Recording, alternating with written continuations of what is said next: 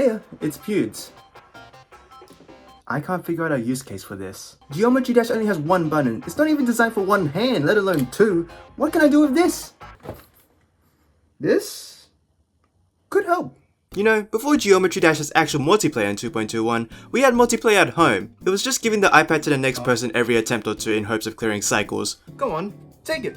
It's yours. Or at the very least getting over 18%. We didn't think multiplayer could be a thing with Geometry Dash. It only has one button unless you really tried. However, there is a feature that allows for multiplayer, but it's really niche. You have to go into the level editor to activate it, and it's only available for user-created levels, that feature being the 2-player mode. When activated, it splits the screen into two, one half being for player 1 and the other half for player 2. It doesn't seem that niche until you realize this feature only applies when you're in the dual game mode. When you're not, you just have a dead zone on your screen and a friend that's just hoping you clear the level. This feature got bundled in with the dual game mode in the 1.8 update that released on 7th of August 2014, and it never saw much use due to how specific it is. Well, up until now. There's over 400 of them that are featured, and well, 99,990 of them in general. The levels that do use this feature are pretty cool, and there's a lot more to it than you think there are. So how about we go exploring the 2-player mode and the levels that use them? We're only exploring featured levels because if I didn't, then I have to talk about 100,000 levels. Yeah, let's not do that. The first feature level to implement the 2-player mode was Rainbow Party Part 1, and it was made by someone who didn't make an account as seen with the green tag, and it seems like they lost their local save files, so we won't ever know who made this. As for the level itself, it has a good neon aesthetic for the 1.7 update, and it can be played by yourself up until this part. Oh, that's it. And the rest of the level is just normal stuff. Well, that seems piss easy, so how does the next level fare? That next level is Breather by another guy who didn't make an account. It has a particular UFO gimmick that was popular back then, which plays somewhat close to the wave gamer we have, but disregard that. Where's the dual part? Oh. Okay, what about the next level? Nonagon Force. This level is actually pretty cool and plays pretty smoothly, but from what I've saw, there's no dual portal in this level. Just where is it? Yeah, if you see my talk on all the levels, you know that if there's a new subset of levels popping up, the first couple of levels aren't the most shining examples of the genre. But there are actually some neat levels here. Stereo Madness 2P is Stereo Madness, but it can be played by two people at the same time. Most of the time. It does pull back just a few punches that the original did, but if you're playing this by yourself, which I did, then the ship parts are the most stressful thing ever. Just look at this, I was desyncing on purpose, but then I panicked and almost died. Dragon Force by Sorakami is iconic, mainly because you think you could beat it as it's a medium demon, but then the split screen pops up on your first attempt, and then you have to do what no GD player could accomplish before 1.7, multitasking. Huh? I got 10% on this for 8 years up until now, but if you do get past that first part, then there's the rest of the level.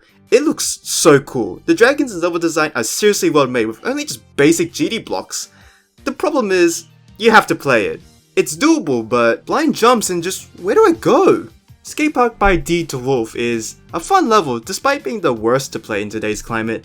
Yet, even with the amount of memory needed, it's honestly thrilling to slide and fling yourself around, and it pays off if you successfully remember everything and beat the level. This part that requires you to spam with both P1 and P2 balls is actually really cool. There are a few other levels like Versus Mode by Mitchell, where the main goal of the level is to not complete it with your friend, but instead pure sabotage. If you play this by yourself, which I did, and accidentally sabotage yourself. Why did I do that? And Metalcore by Majako, who some of you may recognize as an infamous core creator back in 1.9. The hitboxes in this level are just... why? How? What?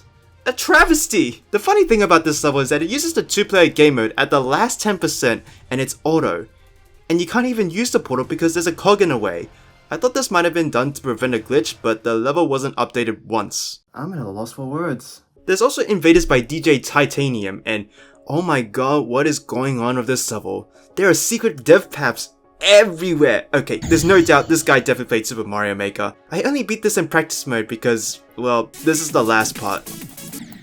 And that's just the first page. What I've noticed from playing these levels is that when they start using duels, they use it for 3 purposes.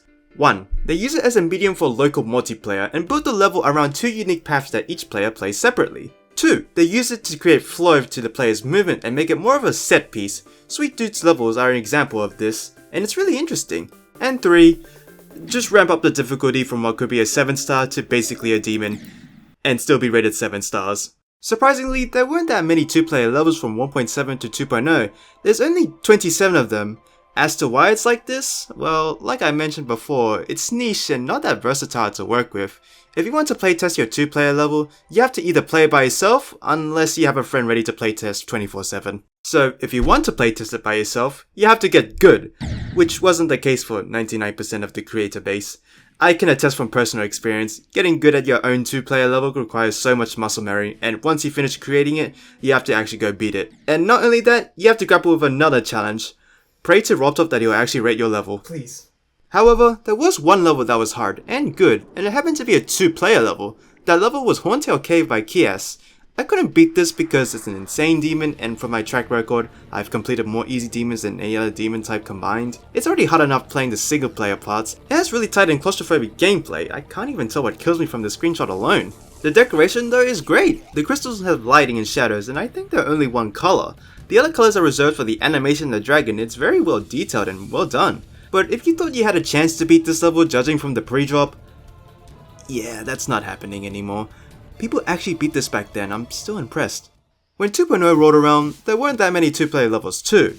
Well, compared to 2.1 anyways, but it's definitely more than before 2.0. The first 2.0 level was Laser Dance by Machine Doll X896, and it's a 1.9 level, but all the pads and portals were made invisible with the opacity trigger, so there's not much to note. There were of course levels that used the 2-player mode in one of the 3 ways I mentioned. Ebony by Ulapse is one hell of a level that's a hallmark of its time. Invisible pads and portals everywhere. Sometimes the creator might feel good and let you see half of it. And moving obstacles that require you to have the reaction time of someone who's preemptively guessing when to press on green. AKA none at all. Recalibrate by Izena Dash is actually a pretty good level. However, it falls into the category of 2-player levels that are normal level, but it has a 2-player part in it because the creator felt like it. Disco Storm by Zuppa1 and Different Side by Philly for Junk fit into that category, and it's just so off-putting. Absolute Meltdown by Pan. Oh my god, this level is so hard. The level, despite looking somewhat messy, looks really detailed and good for its time. I love the last part especially. It reminds me of the fusion levels by Manix. This level falls into another category of levels that isn't just exclusive to 2-player levels. That category is creators are too good at their own levels, especially when they're 1 to 2 years into the game. Titanium Core by Kronos falls into both of those categories. Holy crap. By the way, minigame levels. The advent of triggers combined with having an additional button allowed creators to make levels that were still Geometry Dash, but weren't as typical. And there are a lot of them. Moving obstacles too by Samsara is like Geometry Dash, but you can sort of control where you're going. Time to cross out that rhythm bass out of the game's description. And 60 seconds is just like that level too. They're both pretty fun to play, though staying still is near impossible. Sapunch was on a roll with Dab Battle, Pixel Game, and Rail Game. Actually, he's just been on a roll in 2.0 and then 2.12. Pokemon Battle V3 by Rustam is pretty much a movie. You one-shot their Pokemon, and they one-shot yours until you win. Dorobei Quiz by Dorobei is kind of the same thing. And Traffic Races by Delta Revenge, a level that would be used as an example of bad driving, regardless of whatever country determines the correct lane to drive in. Australia?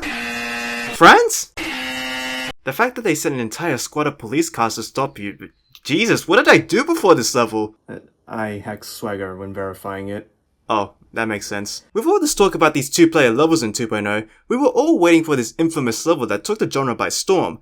This level is so iconic that even players IRL would ask other players that if they were good enough, they would beat this together at someone's house.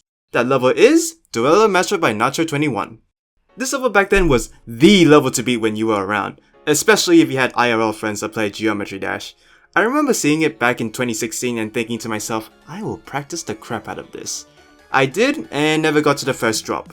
The first drop is symmetrical, so it's pretty easy, but the second drop is insane if you decide to do this by yourself, but it's fine if you have a friend with you. Actually, imagine attempting this by yourself. Wait, never mind, Crazy Man 50 or Kramau beat it by himself, back in 2.0, which was 7 years ago. Yes, levels that are 2 players can actually be beaten by yourself if you're good with muscle memory on top of timing and general skill. I've been recording these levels by myself and I have been playing them by myself. And as you can tell, it's an equal workout for my left and right index finger. Alright, 3 sets of 15 taps. Alright, here we go.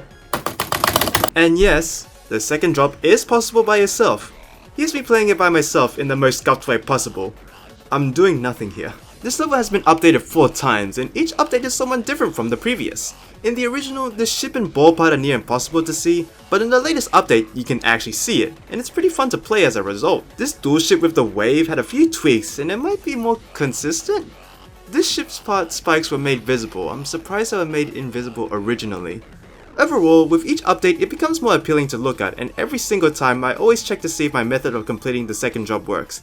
It still does. Please don't patch it Nacho 21. Even if there weren't that many levels in 2.0, there's a lot of things that were established here that you now see commonplace in a genre. Minigames, 2-player levels that you can play by yourself, and levels that are just brutally difficult.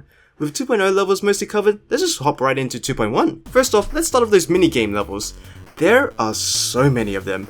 Out of the 430 plus levels, I would guess about 50% of them are minigame levels, and about 40% of those are just game recreations. Feature Simulated by Xorox is a recreation of Papers, Please, and it truly pushes the true nature of the rating system in the game, praying to an ordinary man that he'll rate your level. You can decline or accept their level to be rated, or even ban them. Wait, isn't that Vibrant with a gun? Warden of Death by Matthew Game, no H, it is just Matthew, is a level based on Dark Souls, and as expected, it's hard and it's a boss fight. It's actually really well animated for both the player and the boss, and even has dodging mechanics. But the 2.2 update broke the rotate triggers, so when I dodged, I just looked like RobTop in RobTop Simulator by Chow 2000 after 7 minutes of coding. Yeah, with moves like these, no wonder the boss can't hit me. Osu by Rawen is, well, okay, you know what this is based off on. I'm bad at the game, so just please ignore that. And there's even more, and in rapid fire listing because there are so many examples. Me and My Friend by Junior202, which is based off on Pico Park. Ultra Hexagon by Supunj and Super Square by XX Dalmensky XX, which is based on Super Hexagon. Boomlings by Virtuos, which is based off on Boomlings made by RobTop. VVVVVV and Super Gravitron by Zedjoant, which is based on VVVVVV. Also, I beat that level with 1 second off, Jesus. Mining Mines by Maxiland, which is based on Minesweeper, and Sudoku by Junior202, which is based off of Sudoku. Actually, there's just a few creators that have been added with 2-player levels every time I research. Maxiland, Insidious, Supunj, Sumsar, GD Versius, Zedjoant, Virtuos, and Junior202. I've been seeing these names pretty frequently when looking for 2-player levels, and for any minigame that you remember thinking was impressive, more likely than not, it probably came from one of these guys. I can't talk about all of them, but do check out their levels in your own time. But what about those original 2-player levels? Pattern Coder by GD Versius is an actual level that lets you code and program. Wow. This is also the same guy that made Uno, Bejeweled, Among Us, and Geometry Dash in Geometry Dash, and I'm serious. Timberman by Virtuos is a test of reflexes and trying to decipher whether what click could actually kill you. I really struggled with this one. But if you're really good at it, you can do this. I'm not. Bubble Sort by Hypercube 1 is a sorting algorithm in Geometry Dash, and it actually works. It definitely has that early 2.1 aesthetic that I really like. Horntail Cave also got a sequel too, and the dragon looks really nice. The whole level does actually, and just like the original, there's a random 2-player part at the drop. How Do I Color by 8-Bit Fudge is a level where you can choose your own colors for the level, and it's really unique, albeit sometimes barely readable to play. You can put red on top of red if you want, and it's near impossible to decipher what's even going on. JSO collab by Blow My Poo. Yeah, I'm definitely not in this joke, but it's definitely a level. It looks really good, and it plays just like a normal Geometry Dash level, but you have a button to perform a slide. There's also twerking in this level. This level was supposed to be based on JSON. What? But if we're talking about original levels, we can't forget about the Ultra Game series by Supunj.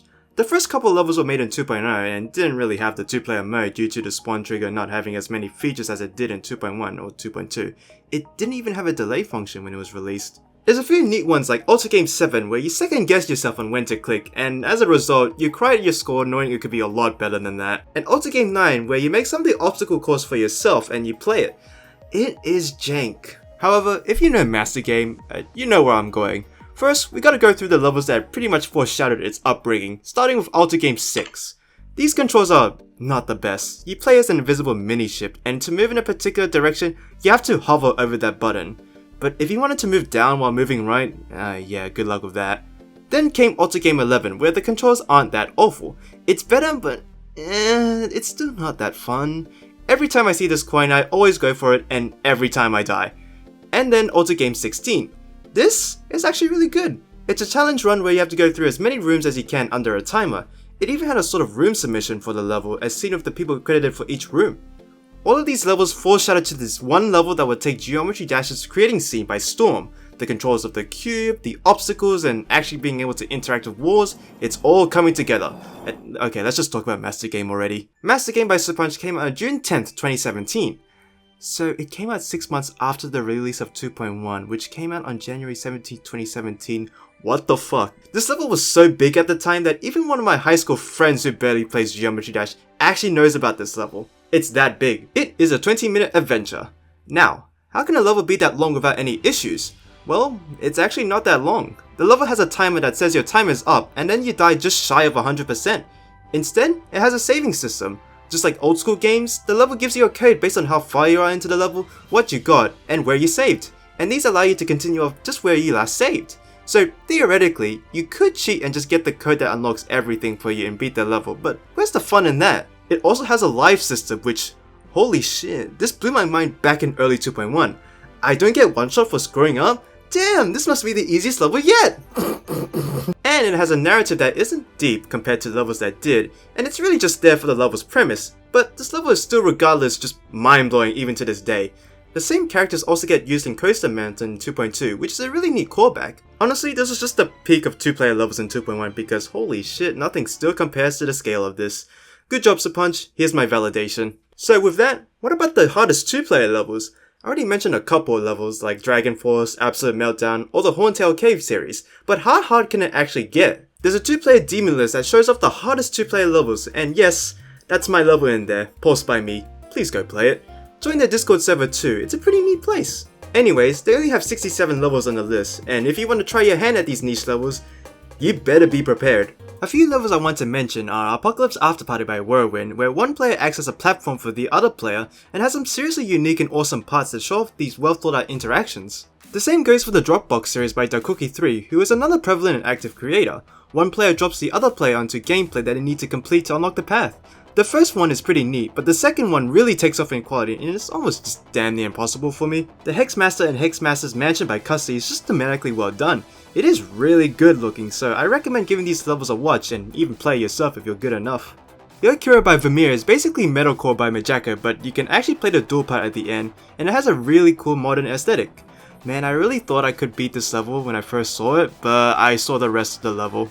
Headlock by Poct is an extreme that it's meant to be played by yourself. It has a balance of 1-player and 2-player parts, and it has a sort of city nightlife vibe that I really dig. It has some seriously unique gimmicks with breakable blocks and switchable gravity, and along with some cruel parts like the spider duel at the end, jeez.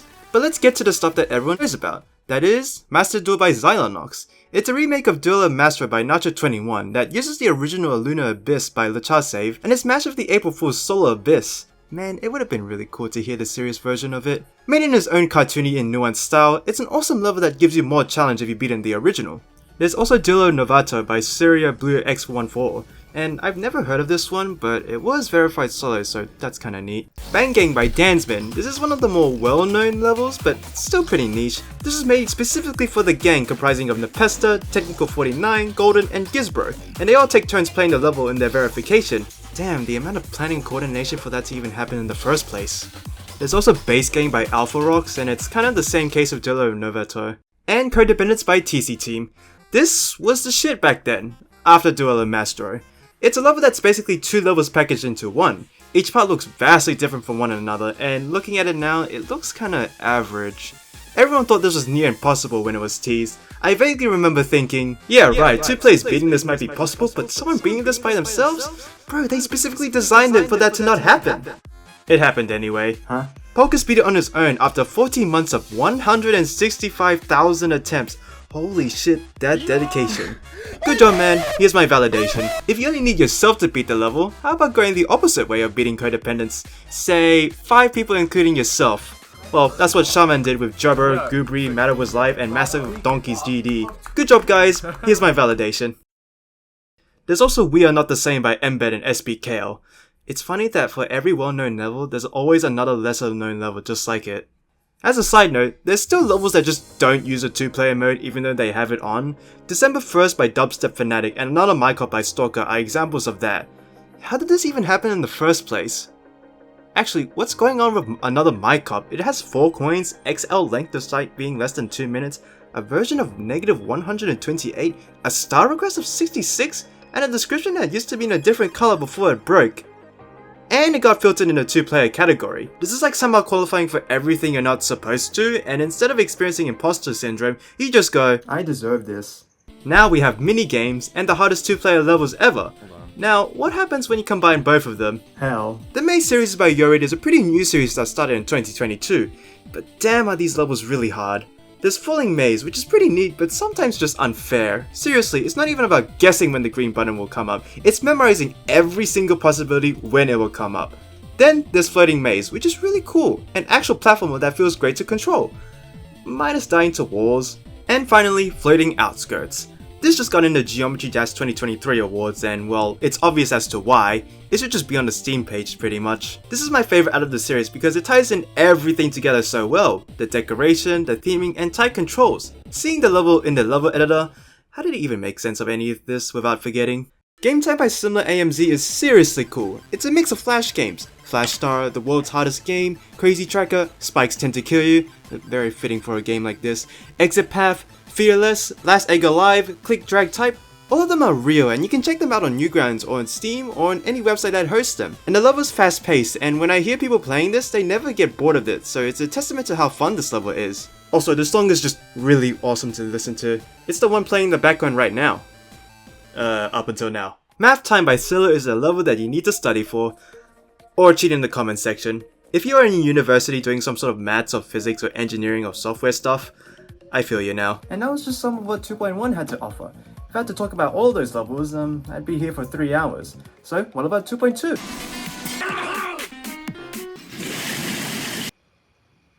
I'm gonna be here for 4 hours, am I? With the advent of platformer mode, what happens when you combine that with 2-player mode? Well, you get 6 buttons. What am I supposed to do? I'll be brief with this since there's about 20 right now, so if you want to see me talk about using 6 fingers more, just make more levels. A few notable ones, well actually most of them are pretty notable, are Gateway by VYP. It's a platformer that makes use of all 6 buttons, some typical for movement and others for power up. This is just Celeste pretty much. Speaking of Celeste, Madeline by Ali Bethler is, well, it's Celeste. More specifically its prologue and opening chapter. Well, just the first fifth of it and the last screen. You can control where your dash goes by using the arrow keys, but I'm surprised the up arrow key wasn't used for the dash. Still pretty cool though. There's a bunch of Fireboy and Water Go recreations because, of course there are, most of us grew up with cool maths games back in primary school. I'm not gonna lie, I got bored of these within the first 15 seconds, but it's fine. Semi-Quaver by Creator Creepy. Yeah, we just have Osu now. Remember me mentioning Osu by Rawin before? Yeah, scratch that. GD Studio by GD Versius, yes, the guy behind Geometry Dash in Geometry Dash, is an actual music studio. I made Sans. And of course, Logonomy by the Milk Cat. This really needs no explanation. Okay, maybe actually just one. It was all made in one day. There's some that were made in 2.1, but I still wanted to include them nonetheless. Progorka by Mafika uses a glitch that separates the player 1 icon from the player 2 icon like this, and it's pretty fun. It has sync. Well, yes, of course it does, but that's what makes it really fun. And In This Together by Frostbite564 takes it a step further, and holy shit, I don't even understand what's going on here. And Take 2 by Viet. This is a really fun level, if you are not a coward. This level utilizes double clicks as well as the 2-player mode, so that makes it impossible for mobile players. So if you turn on mobile mode on, it gets rid of the double clicks, which makes it a lot easier. Fair enough though, but I will beat this with double clicks on. And that's generally some of the 2-player levels that I can talk about.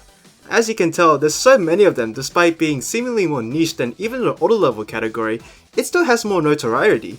Probably because, well, it's actually pretty flexible. You can make a minigame with this, or the hardest 2-player challenge known to man, and have it be beaten by someone on their own. Or you can design a level using the 2-player mode specifically for a solo experience to test their muscle memory.